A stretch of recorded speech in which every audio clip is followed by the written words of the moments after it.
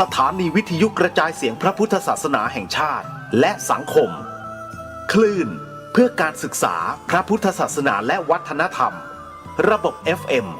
104.5 เมกะเฮิรตซ์รายการต่อไปเป็นรายการคดีโลกคดีธรรม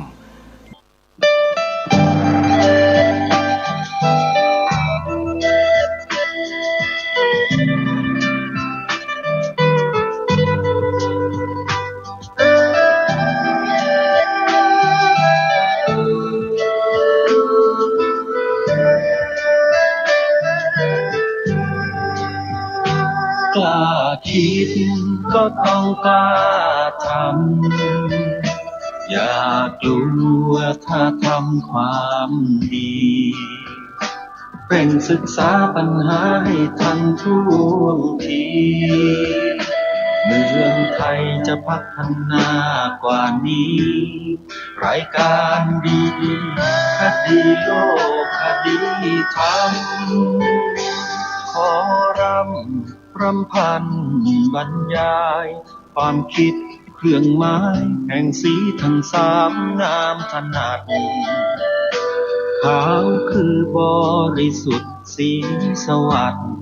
หมายพระไตรรัตน์และธรรมะคุ้มจิตไทยแดงคือ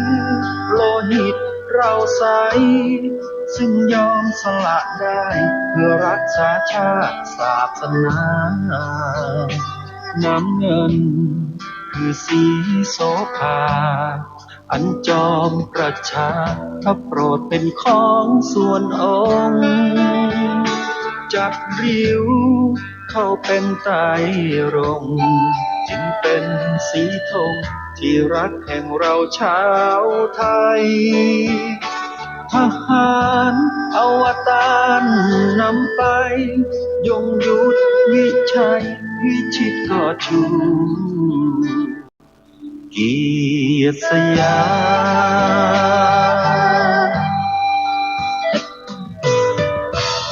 ประเทศไทยที่เจริญมั่นคงมาได้จนถึงทุกวันนี้มิได้เกิดขึ้นจากความหวาดกลัวยังคลาดเขลาแต่บรรพบุรุษไทยของเราทุกยุคทุกสมัยล้วนแต่มีความกล้าหาญและชาญฉลาดปกป้องเอกราชสร้างชาติให้เกิดความมั่นคงโดยมีธงแห่งพระไตรรัตน์เป็นเครื่องนำชัยจึงเป็นที่มาที่ไปของรายการคดีโลกคดีธรรมกล้าคิดก็ต้องกล้าทำอย่ากลัวถ้าทำความดีเร่งศึกษาปัญหาให้ทันท่วงทีเมืองไทยจะพัฒนากว่านี้รายการดีคดีโลกคดีธรรมรายการดีคดีโลกคดีธรรม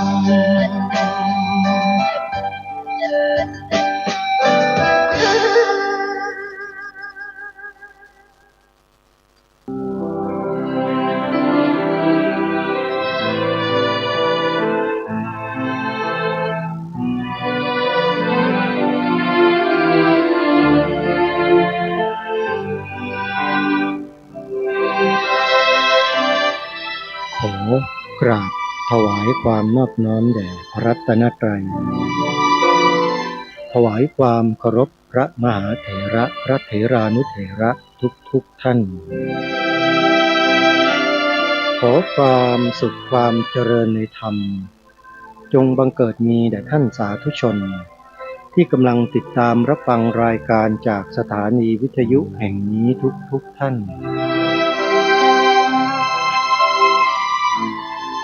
ขอนำท่านผู้ฟังเข้าสู่รายการคดีโลกคดีธรรม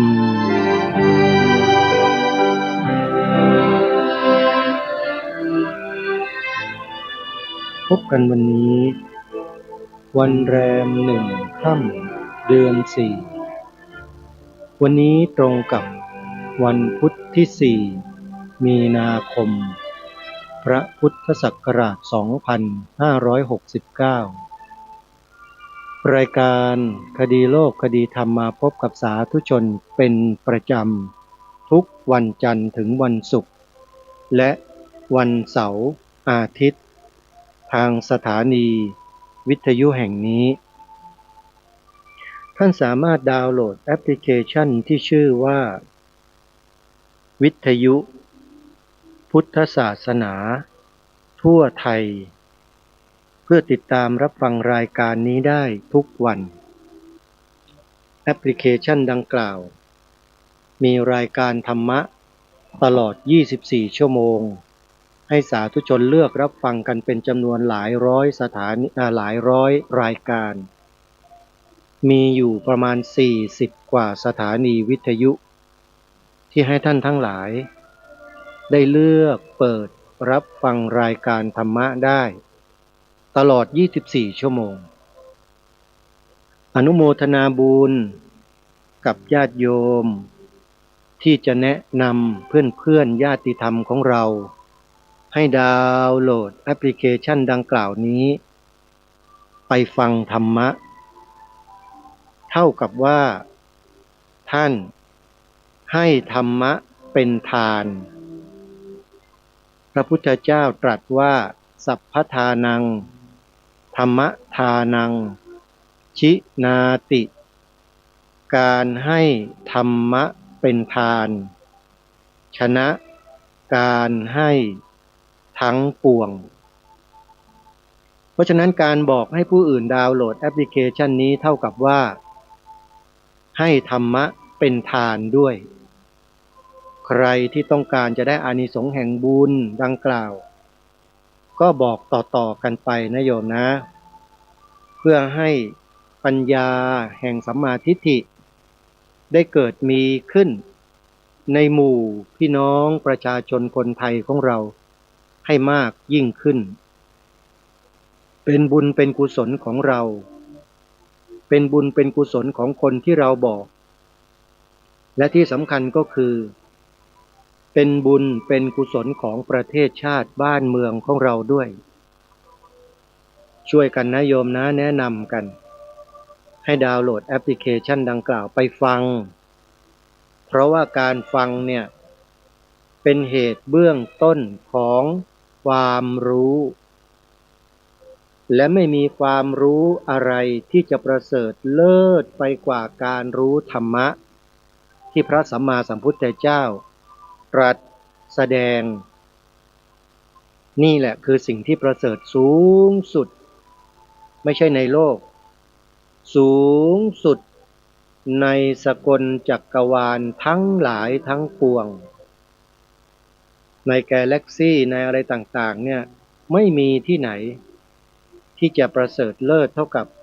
พระธรรมคำสอนของพระสัมมาสัมพุทธเจ้าของเราแน่นอนอันนี้กล้ายืนยันและกล้าท้ามาพิสูจน์กันได้เลยกล้าพิสูจน์กันหรือเปล่าเท่านั้นแหละลองมานั่งสมาธิมาภาวนากันดูสิทำตามที่พระสัมมาสัมพุทธเจ้าตรัสสอนน่ะไม่ต้องเปลี่ยนศาสนาหรอกแต่ให้มานั่งกันดูแล้วจะรู้เองว่าอะไรเกิดขึ้นในขณะที่จิตของคนเราสงบนิ่งแล้วจะรู้ด้วยตัวเองเรื่องพวกนี้ใครอื่นคนอื่นบอกไม่ได้บอกแล้วรู้ไม่ได้เลยนอกจากเราสัมผัสเองเหมือนกับผลไม้ชนิดหนึ่งซึ่งเราไม่เคยรู้จักแต่มีคนคนหนึ่งเขารู้จักเพราะเขาเป็นเจ้าของสวนผลไม้อันนี้เขาก็สาธยายให้เราฟังว่าผลไม้เนี่ยชนิดเนี้ยนะมันอร่อยอย่างเนี้ยเป็นอย่างนี้นี่รสชาติอย่างนี้นะกินเข้าไปแล้วมันจะกรอบหอมหวานอย่างนี้เราได้แต่ฟังแต่ไม่เคยรู้จักเลยถามว่าเราจะได้ประโยชน์อะไรถ้าเราต้องการจะรู้ถึงความอร่อยของผลไม้เหล่านั้นการฟังเพียงอย่างเดียวมันจะรู้ไหมโยมก็รู้แค่การฟังเท่านั้นเองเป็นเบื้องต้นรู้แล้วเป็นอย่างนี้อย่างนี้แต่ไม่เคยกัดลงไปกินผลไม้นั้นเลย ลิ้นไม่ได้สัมผัสรสชาติปากเราไม่ได้สัมผัสลูกผลไม้นั้นไม่ได้เคี้ยวไม่ได้อะไรเลยความรู้ตรงนั้นไม่มีฉันใดก็ฉันนั้นธรรมะของพระสัมมาสัมพุทธเจ้าของเราเนี่ยแค่ฟังเพียงอย่างเดียวมันก็ได้แค่การฟังคือความรู้จากการฟังเท่านั้นแต่เป็นการฟังที่ดีและที่ถูกต้องแล้วถึงแม้ว่าจะเป็นการฟังเฉยๆแต่เป็นการฟังที่ดีและถูกต้องดีกว่าไปฟังอย่างอื่นไปฟังคนอื่นที่ไม่ใช่พระสัมมาสัมพุทธเจ้าเพราะถ้าคนอื่นแล้วยังไม่ใช่คือยังไม่ถูกทางว่างั้นเถอะถ้าพระสัมมาสัมพุทธเจ้าแล้วถูกทางที่สุดถูกต้องที่สุดไม่มีการแวะไหนเลยตรงดิ่งไปพระนิพพานอย่างเดียวคืออมตะนิพพานเป็นอย่างไรนั้นบอกให้ฟังก็ไม่เข้าใจกันหรอกเหมือนกับกินผลไม้เมื่อกี้เนี่ยบอกว่ารสชาติมันเป็นอย่างนี้นะกัดไปแล้วมันจะมีออกอย่างนี้ลักษณะอย่างนี้ไม่รู้เรื่องต้องลงมือกินด้วยตนเองพระนิพพานก็เหมือนกันโยมต้องมาสัมผัสด้วยตัวเองเท่านั้นถึงจะรู้คนอื่นบอกไม่ได้บอกแล้วรู้ไม่ได้เพราะฉะนั้นไม่ว่าใครทั้งนั้นแหละในโลกนี้คุณมาสัมผัสสิ่งเหล่านี้ได้ถ้าเดินตามที่พระสัมมาสัมพุทธเจ้ากำหนดเอาไว้ให้เดินศีลสมาธิปัญญาหรือที่เรียกว่าหลักไตรสิกขานั่นเองไม่เกี่ยวกับเรื่องนับถืออะไรคุณจะเป็นใครนับถืออะไรไม่ว่าไม่สำคัญเลยสำคัญถ้าคุณเดินตามหลักศีลสมาธิปัญญานี้ที่พระพุทธเจ้าตรัสนะคุณก็เข้าใจได้แล้วคุณจะพบกับสภาวะตรงนั้นด้วยตัวคุณเองนี่คือความมหัศจรรย์ของธรรมะที่พระสัมมาสัมพุทธเจ้าทรงค้นพบคือธรรมชาติทางจิตต้องใช้จิตสัมผัสเท่านั้นโยมกายสัมผัสไม่ได้ตาหูจมูกลิ้นกายสัมผัสไม่ได้นะของพวกนี้ต้องใจอย่างเดียวทางมโนทวารเท่านั้นโยมทำยังไงก็เจริญสมาธิไงภาวนาไงแต่ไม่ใช่เจริญสมาธิภาวนาสเปะสปะนะต้องอยู่ในหลักที่พระสัมมาสัมพุทธเจ้าสอนเท่านั้นนะไม่เช่นนั้นมันหลงทางมันหลงง่ายนะโยมสมาธิเนี่ยหลงง่ายมากเลยถ้าไม่มีครูบาอาจารย์คอยแนะนำคอยกำกับคอยดูแลเดี๋ยวก็กลายเป็นอะไรไปหมดไม่ได้อยู่ในทางแล้วออกไปนอกลู่นอกทางไปเลยเยอะเป็นอย่างเงี้ยเยอะอวดเก่งไงอวดเก่งอวดว่าข้านี่แหละแน่ไม่จำเป็นต้องมีหรอกครูบาอาจารย์พระเจ้าพระสงฆ์ไม่สำคัญหรอกฉันทำเองได้สุดท้ายก็กลายเป็นอะไรไส้เดือนกิ้งกือโยมแล้วก็อ้างว่าเป็นนู่นเป็นนี่กันอันนี้อุปมาให้ฟังนั่นแหละคือสิ่งที่อยากจะบอกกับพวกเราท่านทั้งหลายว่าเราถ้าต้องการจะเข้าถึงสภาวะธรรมที่ถูกต้องตามความเป็นจริงแล้วต้องมีครูนะเมื่อมีครูแล้วต้องไหว้ครูใครไม่ไหว้ครูไปไม่ถึงจุดหมายนะอันนี้ถือว่าเป็นหลักการเลยคุณไม่ไหว้ครูไม่เคารพครูแล้วคุณมาเรียนรู้วิชาของครูคุณก็ไม่ได้ความรู้จากครูหรอกครูก็ไม่ให้คุณหมดเนี่ยในที่นี้ไม่ได้หมายความว่าพระพุทธเจ้าไม่สอนนะสอนหมดทุกอย่างแต่เพราะจิตคุณมันกระด้างกระเดื่องมันไม่ยอมรับมันก็ขวางตัวคุณเองนั่นแหละไอ้จิตของคุณนั่นน่ะ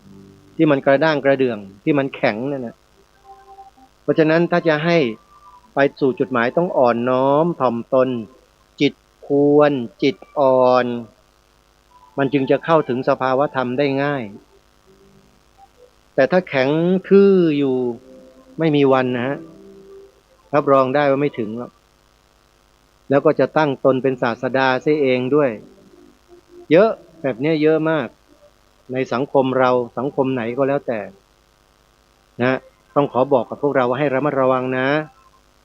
ปฏิบัติแล้วภาวนาแล้วทำสมาธิแล้วระวังจิตให้ดี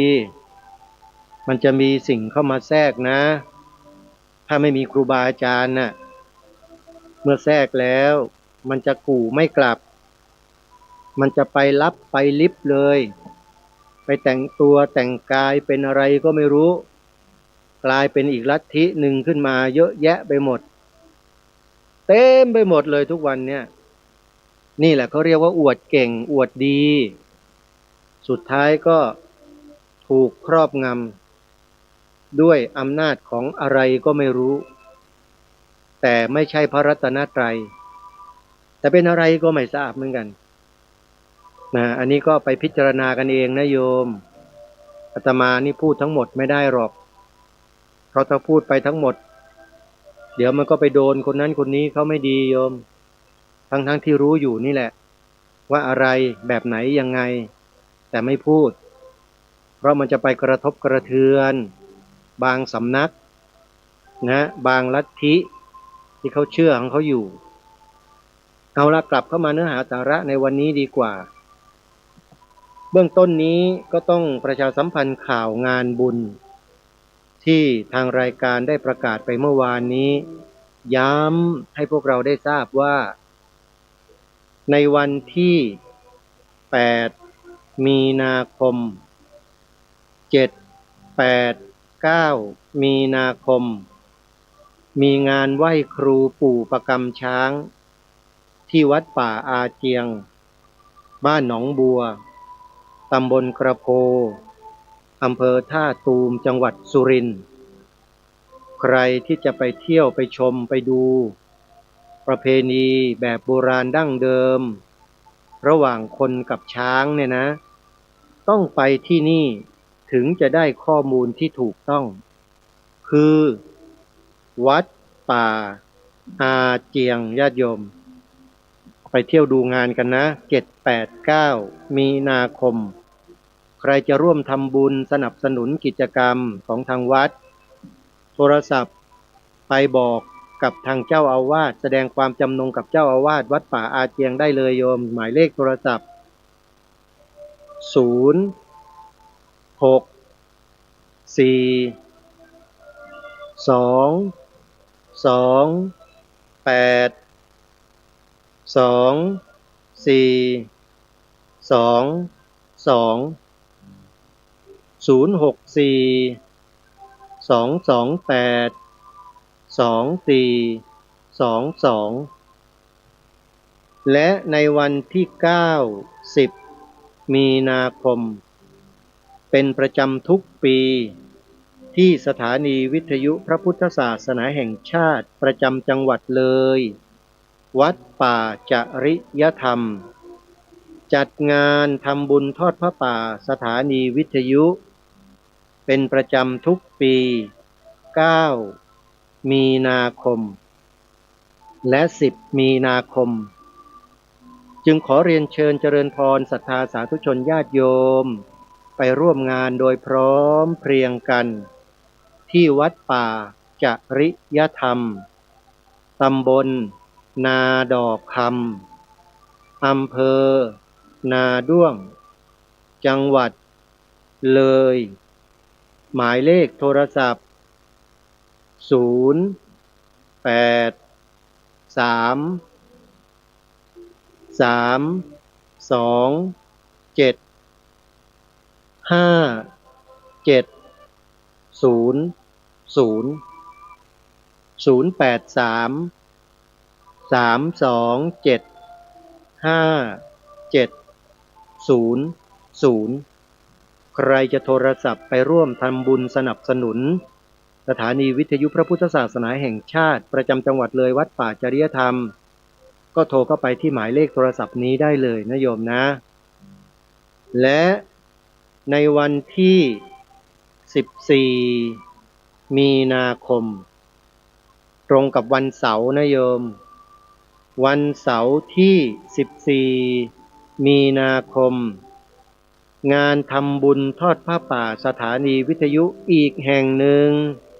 ที่ทางรายการขอเชิญชวนญาติโยมร่วมบุญกันสถานีวิทยุแห่งนี้อยู่จังหวัด101ที่อำเภอโพนทรายตำบลท่าหาดยาวชื่อสถานีวิทยุพระพุทธศาสนาประจำจังหวัด101ตั้งอยู่ภายในวัดบ้านปลาคูนตำบลท่าหาดยาวอำเภอโพนทรายจังหวัด101 104.50 เมกะเฮิรตซ์ออกอากาศตลอด24 ชั่วโมงขอเชิญชวนศรัทธาสาธุชนทำบุญทอดผ้าป่าสถานีวิทยุร่วมกันในวันเสาร์ที่14 มีนาคมญาติโยมจดหมายเลขโทรศัพท์ของวัดบ้านปลาคูนไว้นะเผื่อจะสอบถามรายละเอียดเพิ่มเติม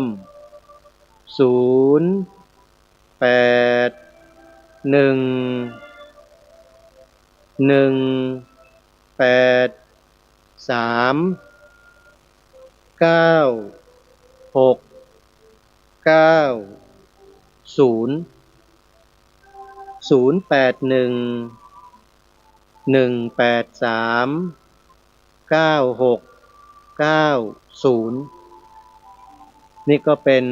ข่าวประชาสัมพันธ์ให้พวกเราท่านได้มีโอกาสร่วมบุญกับครูบาอาจารย์ของเราด้วยกันสำหรับสวนป่าสามัคคีธรรมของอาตมาภาพก็ได้ประกาศประชาสัมพันธ์เชิญชวนญาติโยมได้ร่วมบุญกับทางสวนป่าสามัคคีธรรมเพื่อสมทบทุนสร้างศาลาปฏิบัติธรรมด้วยกันมีคุณโยมได้ร่วมทำบุญเข้ามามีรายนามดังต่อไปนี้สายบุญของคุณโยมแม่จันทิพย์แสงทองอยู่อำเภอสารพีจังหวัดเชียงใหม่โยมแม่จันทิพย์ก็ได้ไปเชิญชวนญาติธรรมสายบุญเนี่ยได้ร่วมบุญกับสวนป่าสามัคคีธรรมได้ปัจจัยมาดังนี้มีรายนามเจ้าภาพที่ร่วมทำบุญสร้างศาลาดังนี้นะโยมแม่จันทิพย์แสงทอง 1,000 บาทโยมแม่ฟองจันปัญญาตุ้ยอันนี้ทำในเบื้องต้นไว้เนี่ยตอนแรกนะ 1,000 บาทคุณโยมแม่ศรีวันสายวงอิน 1,000 บาทโยมแม่ศรีนวลส่างใจ 1,000 บาทอาจารย์นิพาพรอักษรพรหม 1,000 บาทอันนี้ร่วมบุญสวนป่าสามัคคีธรรมนะส่วนศาลาปฏิบัติธรรมนั้นโยมแม่ฟองจันปัญญาตุ้ยได้ฝากปัจจัยกับโยมแม่จันทิพย์แสงทองมาถวายอาตมาถึงมือที่กรุงเทพเลยโยมแม่ฟองจันเนี่ยท่านอยู่ที่อำเภอสารพีจังหวัดเชียงใหม่เหมือนกันแต่ไปไหนมาไหนไม่ค่อยสะดวกเพราะว่าสุขภาพไม่ค่อยจะอำนวยได้ข่าวว่าล้มป่วยอยู่ช่วงสั้นๆอาตมาก็อธิษฐานจิตขอพรสิ่งศักดิ์สิทธิ์บอกว่าให้ดลจิตดลใจโยมแม่ฟองจันปัญญาตุ้ยให้มีกำลังใจเพิ่มพูนขึ้นมาแล้วก็กำลังใจนั้นแหละก็จะรักษาอาการป่วยไข้นั้นให้แข็งแรงปรากฏว่าภายใน7 วันแม่ฟองจันปัญญาตุ้ยเดินได้โยมคิดดูอัศจรรย์ไหมเล่าไม่ใช่เพราะอาตมานะเพราะจิตใจโยมแม่ฟองจันดีขึ้นเลยทำให้สุขภาพดีขึ้นโยมแม่ฟองจันถ้าฟังรายการอยู่นะโยมแม่ต้องดูแลรักษาใจให้ดีใจอย่าห่ออย่าเหี่ยวอย่าตกจงให้กำลังใจกับตัวเองไว้แล้วต้องบอกกับตัวเองอยู่เสมอว่าฉันเนี่ยดีที่สุดไม่มีใครดีเท่าฉันเก่งที่สุดไม่มีใครเก่งเท่าฉันร่าเริงฉันมีความสุขที่สุดไม่มีใครมีความสุขเท่าฉันเพราะฉะนั้นฉันจะยืนหยัดต่อสู้กับทุกสิ่งทุกอย่างด้วยตัวของฉันสู้ไหวฉันทำได้ฉันทำได้ท่องไว้โยมแล้วมันจะทำได้จริง มันอยู่ที่ใจเรานี่แหละโยมทุกคนด้วยไม่ใช่คนใดคนหนึ่งนะมันเป็นศาสตร์ชนิดหนึ่งโยมในต่างประเทศเนี่ยเขาใช้กันอย่างนี้ทั้งนั้นแหละเขาไม่มาทำลายใจตัวเองมาว่าไม่มาทับถมตัวเองกันเลยคนที่เขามีความรู้เนี่ยก็มีแต่จะเชิดชูตัวเองยกย่องตัวเองนะให้เข้มแข็งให้เก่งให้รู้ให้เข้าใจให้อะไรต่างๆให้ดีให้เจริญมีความสุขใจเราคิดอย่างไรกายมันก็จะเป็นอย่างนั้นนะขอบอกไว้ให้นะโยมเพราะฉะนั้นโยมแม่ฟองจันทร์ปัญญาตุ้ยพอหายป่วยปุ๊บแม่แม่จันทิพย์แสงทองก็ไปหาไปเยี่ยมพอไปเยี่ยมโยมแม่ก็ฝากปัจจัยมาถวายบอกขอร่วมสร้างศาลาปฏิบัติธรรมให้สวนป่าสามัคคีธรรมด้วย10,000 บาทโยมอนุโมทนาบุญด้วยกันโยมนี่ถือว่าเป็นคุณโยมที่ทำบุญสร้างศาลาปฏิบัติธรรมเป็นจำนวนเงินที่มากที่สุดณเวลานี้นะคือโยมแม่ฟองจันทร์ปัญญาตุ้ยร่วมแสดงความยินดีกับโยมแม่ฟองจันทร์กันโยมเราก็จะได้บุญไปด้วยอย่าอิจฉาอย่าริษยาเด็ดขาดทำให้ใจเราไม่ดีใจเราตกกุศลต่างๆก็จะหายเลยถ้าเราอิจฉาริษยากันเนี่ยนะต้องยินดีโยมมุทิตาไงแสดงความยินดี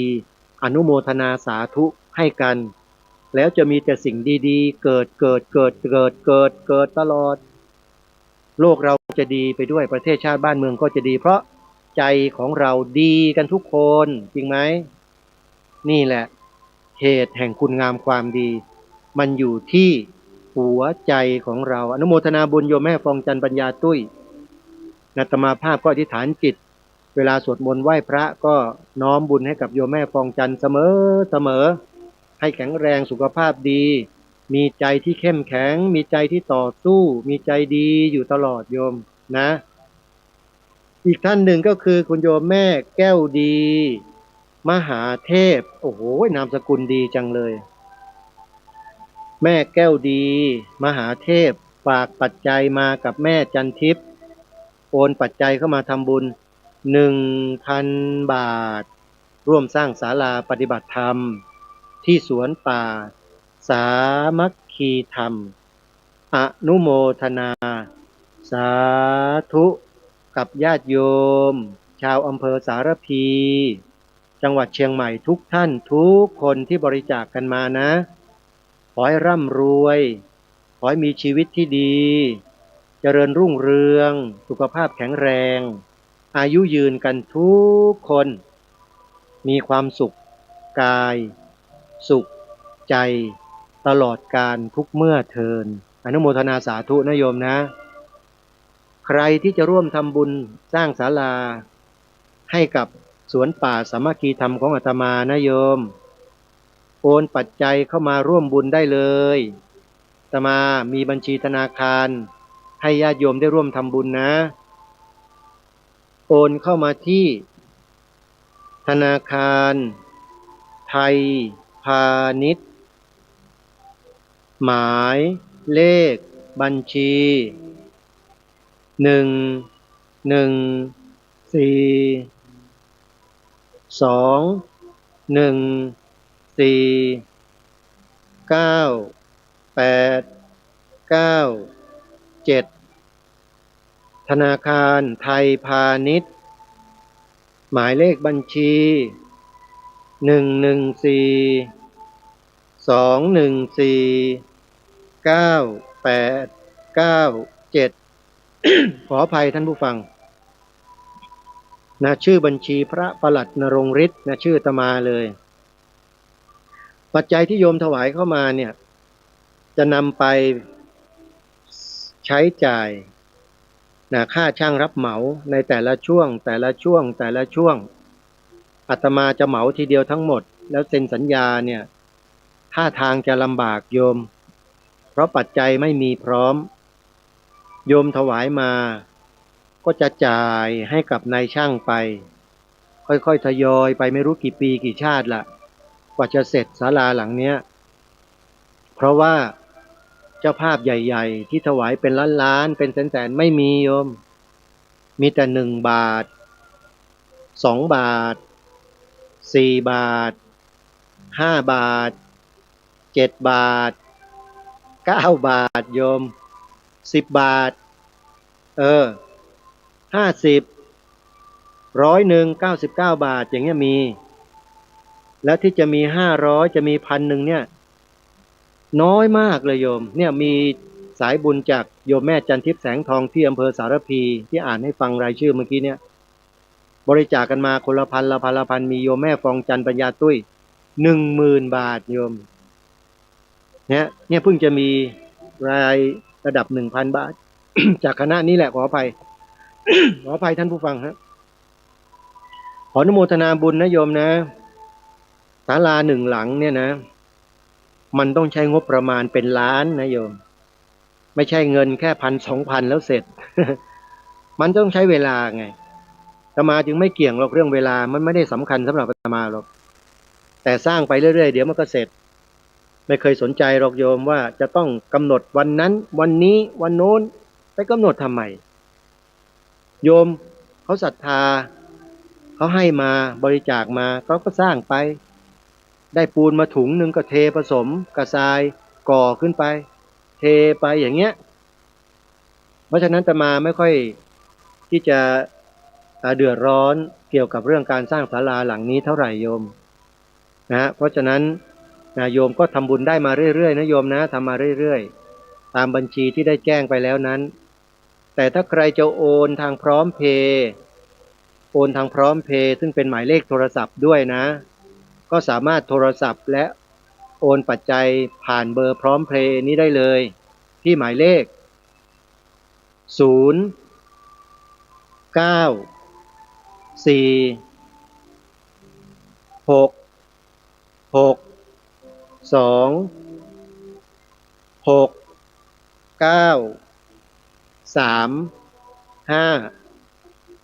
อีกครั้งนะโยมเบอร์พร้อมเพย์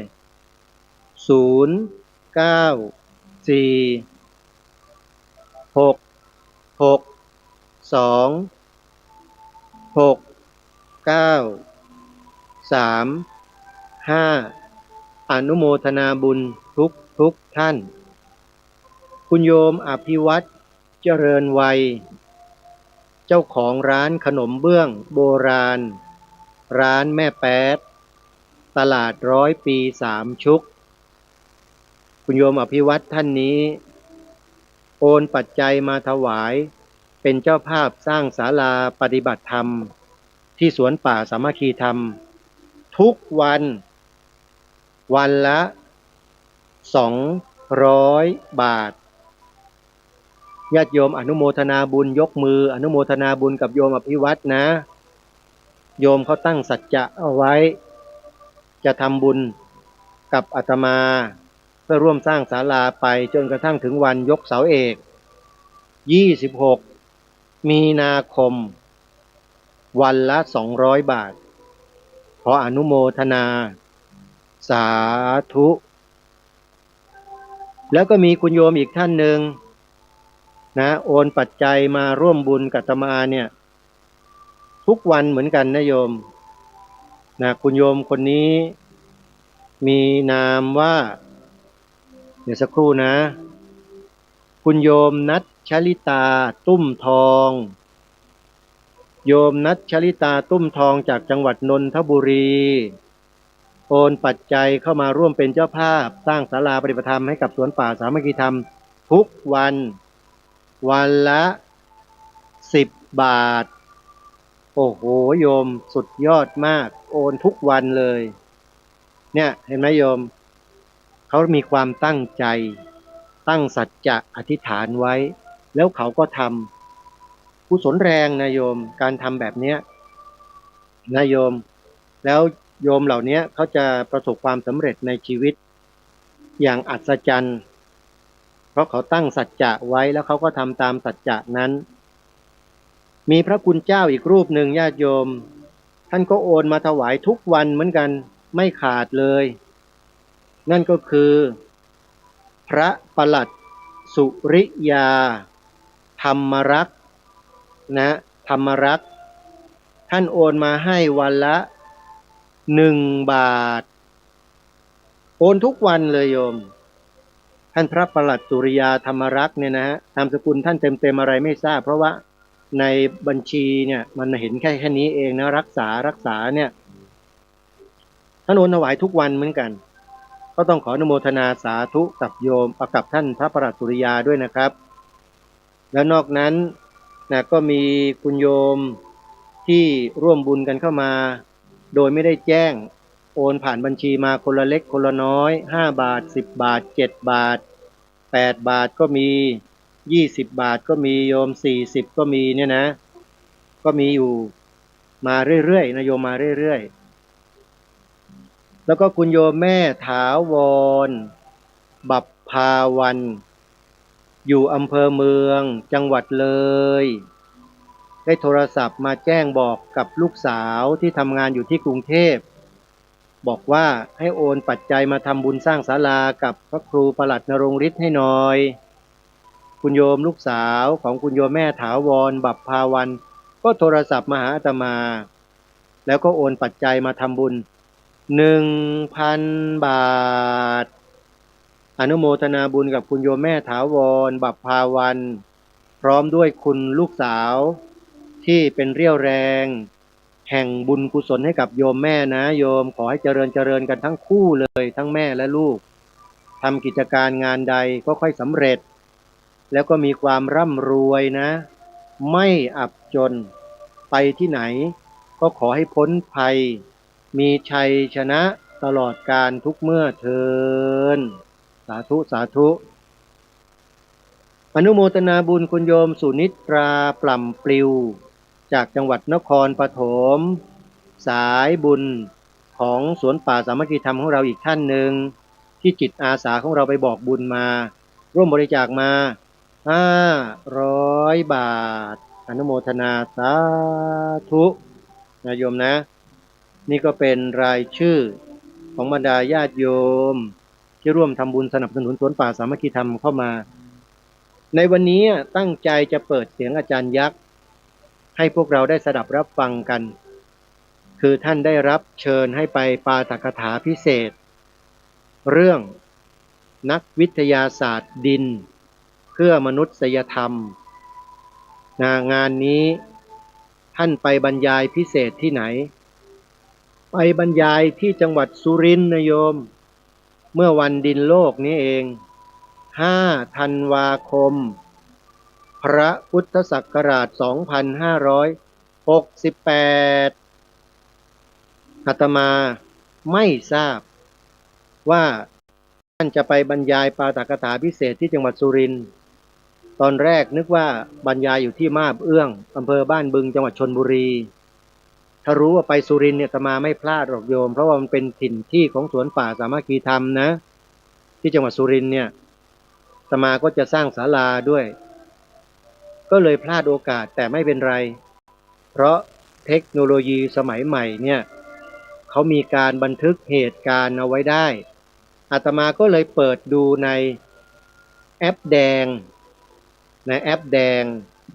แล้วก็ขึ้นภาพวิดีโอที่อาจารย์ยักษ์กำลังบรรยายขึ้นมาพอดีอาตมาก็เลยนึกถึงญาติโยมที่ฟังรายการคดีโลกคดีธรรมไม่ควรที่จะปล่อยให้โอกาสนี้หลุดลอยไปจึงนำมาเปิดให้ญาติโยมชาวคดีโลกคดีธรรมเราเนี่ยได้สดับรับฟังเรื่องราวที่สำคัญสุดๆที่อาจารย์ยักษ์นำมาถ่ายทอดให้แก่พวกเรานี้ด้วยกันอาตมายังไม่ได้ฟังนะคือจะฟังพร้อมกับญาติโยมนี่แหละในวันนี้ในเวลาที่มีเหลืออยู่ประมาณ10 นาทีนะโยมแล้วเดี๋ยวที่เหลือจากนี้ไปเนี่ยก็จะเปิดฟังทยอยเปิดให้ญาติโยมได้ฟังกันไปเรื่อยๆทุกวันถ้าไม่ผิดพลาดทางเทคนิคอะไรนะก็จะเปิดให้ฟังทุกวันแล้วเราก็จะได้ฟังให้ต่อเนื่องแต่ถ้าใครต้องการจะฟังที่แอปแดงด้วยตัวเองจนจบ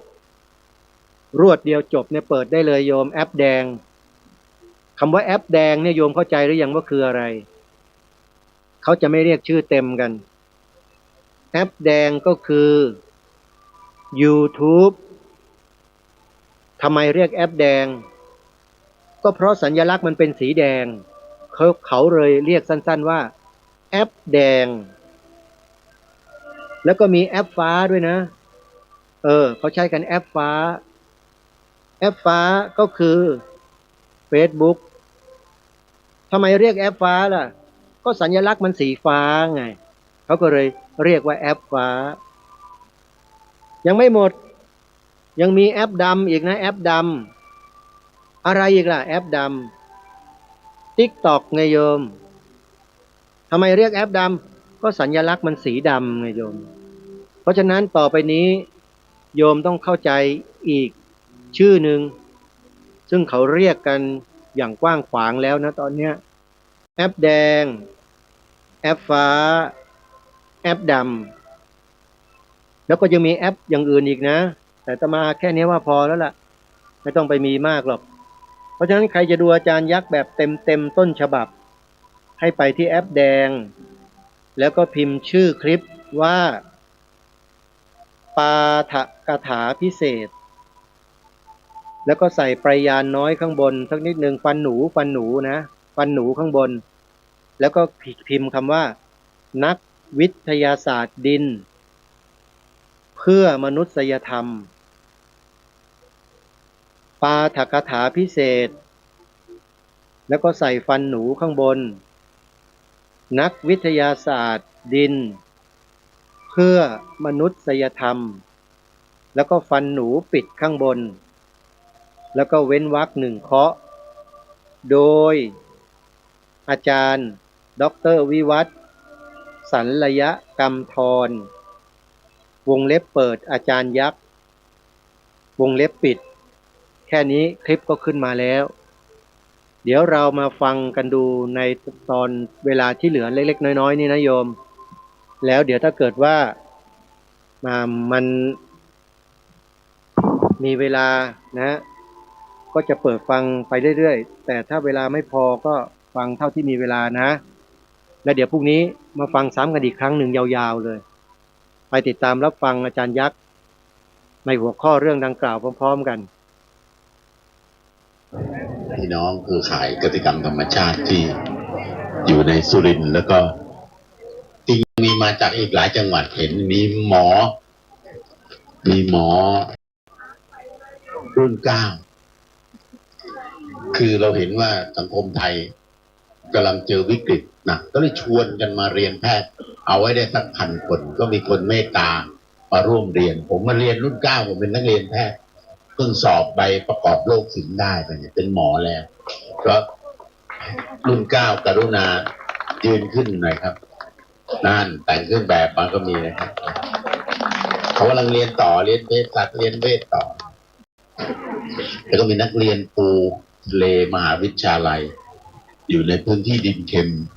ก็มีโรงเรียนผมไปยื่นขออนุญาตตั้งโรงเรียนไหมแต่ว่าเป็นโรงเรียนที่สอนตามปรัชญาของพระเจ้าอยู่หัวใหม่ๆกระทรวงก็ไม่อนุญาตทะเลาะกันอยู่เป็นปีกว่าเขาจะอนุญาตก็เลยตั้งโรงเรียนสอนแบบพระเจ้าอยู่หัวเขาขึ้นแนวทางเลยก็มีมาอยู่ร่วมด้วยมีครูมาด้วยอยู่ไหนเอ่ยมากัน5-6 คนนะครับน่าจะไปอยู่ในครัวครูคนนี้จบเรียนลูกเรียนที่โรงเรียนปูทะเลแต่ว่าแม่ก็มาเรียนปูทะเลเหมือนกันแต่ว่าเป็นระดับปริญญาตรีแล้วก็ทำวิจัยเรื่องดินเค็มแก้ปัญหาที่บ้านตัวเองได้แก้ปัญหาให้เครือข่ายได้ก็เลยส่งข้อมูลไปประกวดได้วันที่1ในโลกนะครับเจ้าตัวมาหรือเปล่าอาจารย์ก็เดี๋ยวจะชวนมาเล่าให้ฟังไปส่งสารเข้ามาด้วยก็พี่น้องคือข่ายกติกรรมธรรมชาติมีประธานสถาบันเศรษฐกิจพอเพียงและก็มูลนิธิเศรษฐกิจพอเพียงท่านอาจารย์ธีระเคยเป็นประธานเครือข่ายกติกรรมธรรมชาติเคยมาร่วมขับเคลื่อนที่เนี่ยผมมากัน2 คนสมัยผู้ว่าเกษมศักดิ์แสนโพธิ์ก็มานอนมากินนอนอยู่เนี่ยท่านผู้ว่าบอกว่ากูอยากจะเอาทั้งจังหวัดให้เป็นต้นแบบเกษตรอินทรีย์ทำไงดีวะผมก็เลยบอกว่าถ้างั้นไปเชิญ3 ท่านมาท่านหนึ่งก็คือนายกอบตนายกอบจนายกเทศบาลทั้งหมด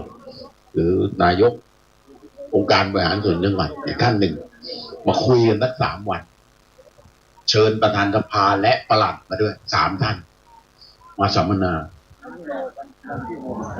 ผู้ว่าเกษมศักดิ์แกนั่งเฝ้าอยู่ตลอดเลย3 วันเต็มๆเลยในโรงแรมแกบอกเนี่ยผมเพิ่งเซ็นอนุมัติขึ้น2 ขั้นไปเนี่ย แต่ถ้าใครไม่อยู่แม้แต่วันเดียว ผมจะดึงเรื่องมาปลดคุณออก ไม่ของขั้นโอ้โหนั่งกันเต็มไปหมดไม่มีใครติดราชการที่ไหนมาเซ็นหนังสือในโรงแรมนี้ว่างั้นนะ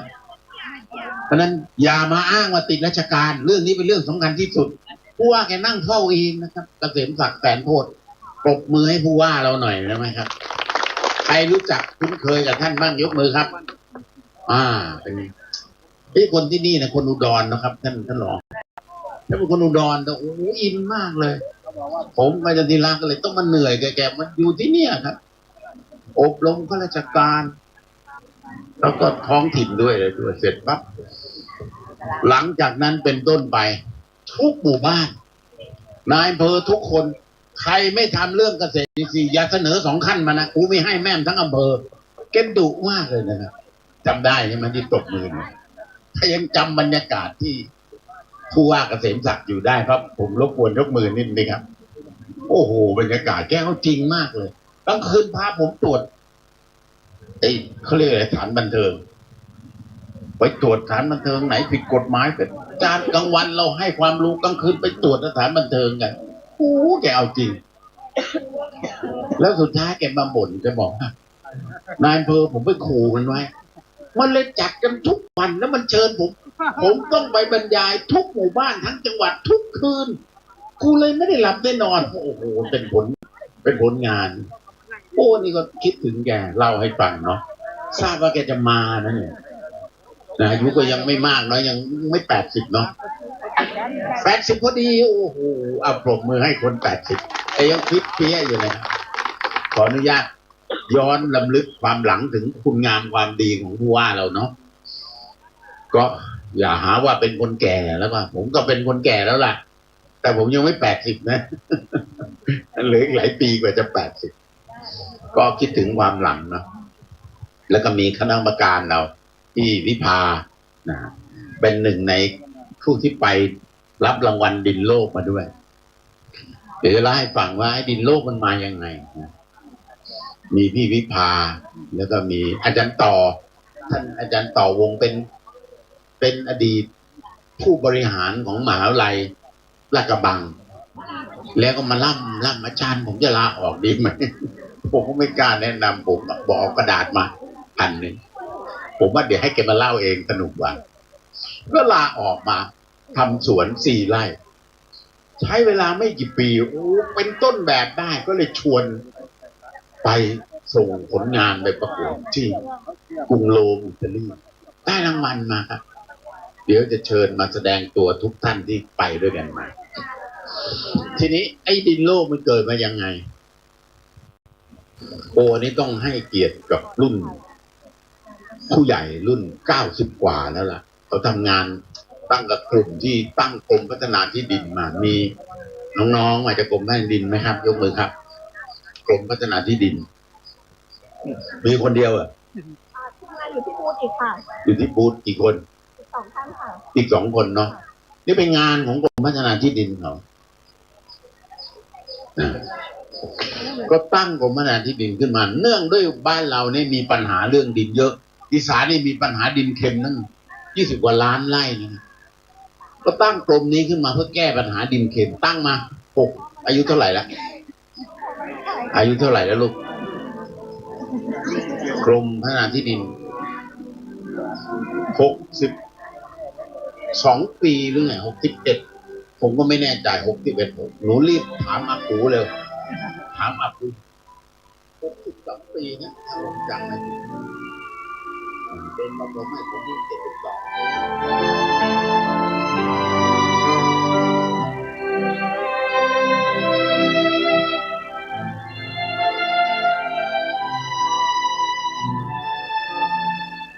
สาธุชนผู้ฟังทุกท่านเวลาของรายการก็มาสู่ช่วงสุดท้ายนาทีสุดท้ายพอดี เรายังฟังคลิปเสียงของอาจารย์ยักษ์ไม่จบเพิ่งจะเริ่มต้นอาจารย์ท่านกำลังเท้าความที่มาที่ไปของวันดินโลกเดี๋ยวมาฟังซ้ำกันเริ่มต้นกันใหม่เลยในวันพรุ่งนี้นะแล้วก็จะเปิดให้ฟังกันต่อๆกันไปมีประโยชน์มากเลยโยมนี่แหละคือทางรอดของพวกเราคนไทยทั้งประเทศไม่มีทางอื่นใดที่จะดีกว่าทางนี้แน่นอนเพราะบ้านเมืองเรานั้นอุดมสมบูรณ์ไปด้วยน้ำด้วยดินที่ปลูกพืชอะไรๆก็สำเร็จหมดเลยแล้วถ้าเราไม่ร่วมแรงร่วมใจกันขับเคลื่อนสิ่งเหล่านี้น่าเสียดายไหมนะเดี๋ยวมาว่ากันในวันต่อไปแล้วกันวันนี้เวลาหมดต้องขอสมมติยุติรายการไว้เพียงเท่านี้ก่อนพบกับรายการได้ใหม่ในวันต่อไปขอความสุขความสวัสดีในธรรมแห่งองค์สมเด็จพระบรมศาสดาสัมมาสัมพุทธเจ้าจงปรากฏเกิดมีขึ้นในจิตใจของท่านผู้ฟังทุกท่านทุกคนเทินขอเจริญพร